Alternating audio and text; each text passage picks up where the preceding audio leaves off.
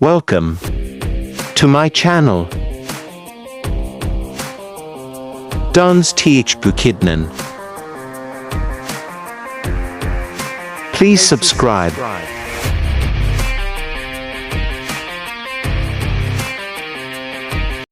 So yun mga kadons, tapos na ating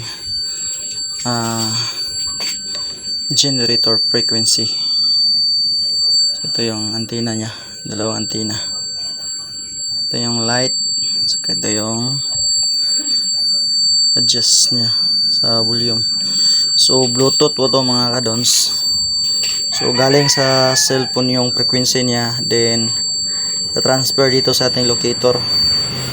So Bluetooth po ang gamit natin dito. So nakasit ito mga kadons sa water source. So try natin mga kadons. So yan, gagalaw talaga siya mga kadons sa water source. Yan, kasi dyan mga kadons merong water na locate nya dyan.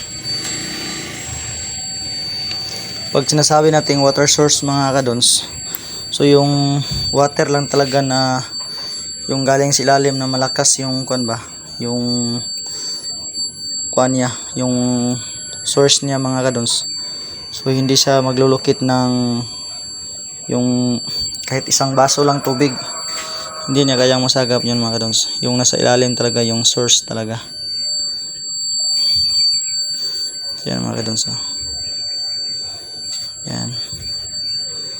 So dito yan mga kadons yan dito.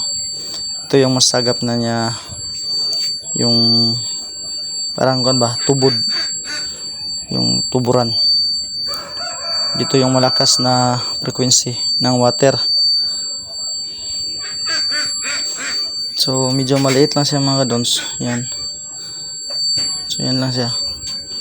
So pag hukayan to mga kadons, posibleng may tubig itong lalabas na malakas. Yung malakas ang kanyang labas ng tubig. Yan mga kadons.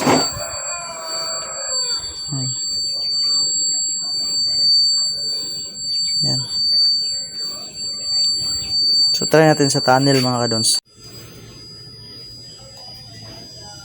So yan mga kadons. So, nakasit naman ito sa pang tunnel o pang void space o subutas mga kadons.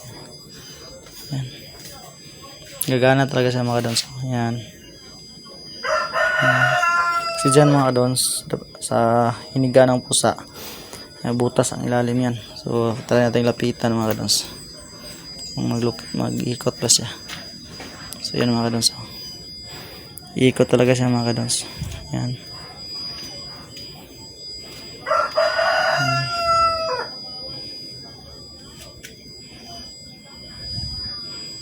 So di masyadong malakas yung ikot niya mga kadons, basta iikot talaga siya. Yan mga kadons.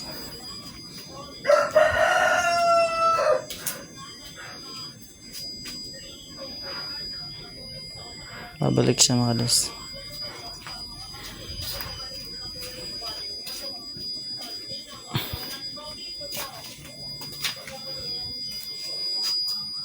Thanks for watching mga kaduns, mga ka-TH.